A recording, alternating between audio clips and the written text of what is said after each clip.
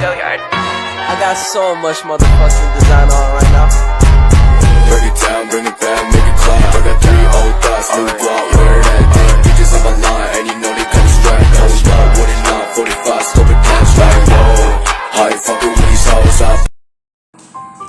Apa itu Internet of Things? Internet of Things merupakan sebuah konsep di mana suatu benda atau objek ditanamkan teknologi-teknologi seperti sensor dan software.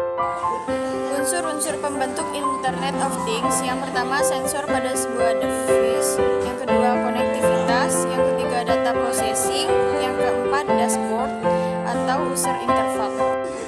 Manfaat penggunaan Internet of Things: yang pertama, memudahkan proses konektivitas; yang kedua, tercapainya efisiensi; yang ketiga, efektivitas monitoring kegiatan.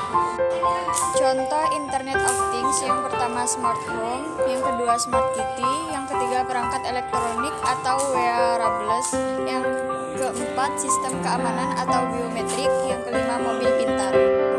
Kapan IoT ditemukan? Kevin Ashton, seorang direktur eksekutif Auto ID Lab di MIT, menyebutkan pertama kali istilah The Internet Things atau IoT pada tahun 1997 berbasis frekuensi identitas atau RFID. Apa saja komponen IoT? Oleh karena itu, untuk mewujudkan Internet of Things diperlukan 3 komponen pendukung. Yang pertama, internet; yang kedua, things; yang ketiga, semantik. Dampak positif IoT salah satunya yaitu efisiensi dan menghemat tenaga. Contohnya saja, jika kita bisa memantau sesuatu dari jarak jauh cukup melalui HP atau melalui komputer yang terhubung dengan internet. Penggunaan IoT dalam kehidupan sehari-hari: yang pertama, bidang kesehatan; yang kedua, bidang edukasi; yang ketiga, bidang transportasi; dan yang keempat, mendeteksi polusi. Penjelasan dari kegunaan IoT: yang pertama, bidang kesehatan. Salah satu contoh aplikasi IoT adalah produk smartwatch dan alat fitness yang dapat mendeteksi kesehatan manusia.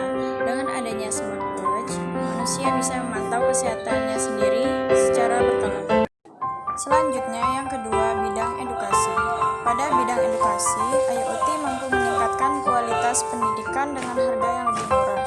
Jadi, kesenjangan edukasi antar siswa di berbagai daerah dapat teratasi. Selanjutnya, yang ketiga, bidang transportasi.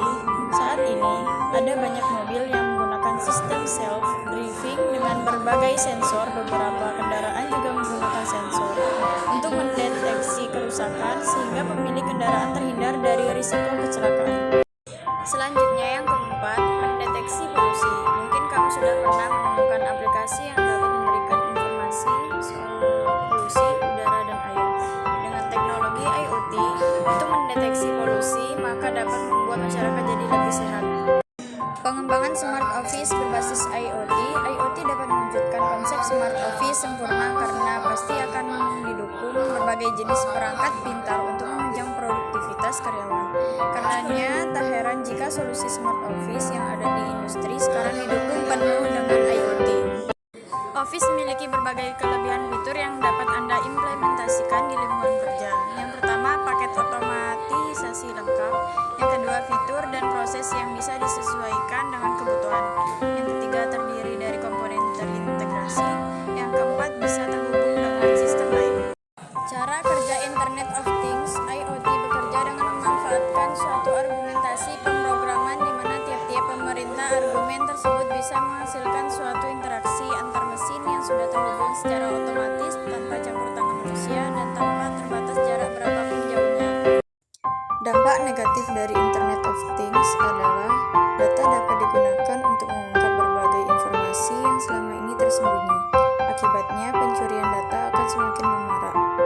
Komponen-komponen pembentuk IoT: yang pertama, sensor; yang kedua, perangkat IoT; yang ketiga, IoT gateway; yang keempat, IoT beacon. Apa saja protokol untuk menjaga IoT? Yang pertama, HTTP; yang kedua, LoRaWAN; yang ketiga, Bluetooth; yang keempat, Zigbee; yang kelima, MQTT. Industri yang membutuhkan IoT: yang pertama, pertanian; yang kedua, manufaktur; yang ketiga, perbankan; yang keempat, kesehatan; yang kelima, energi; yang keenam,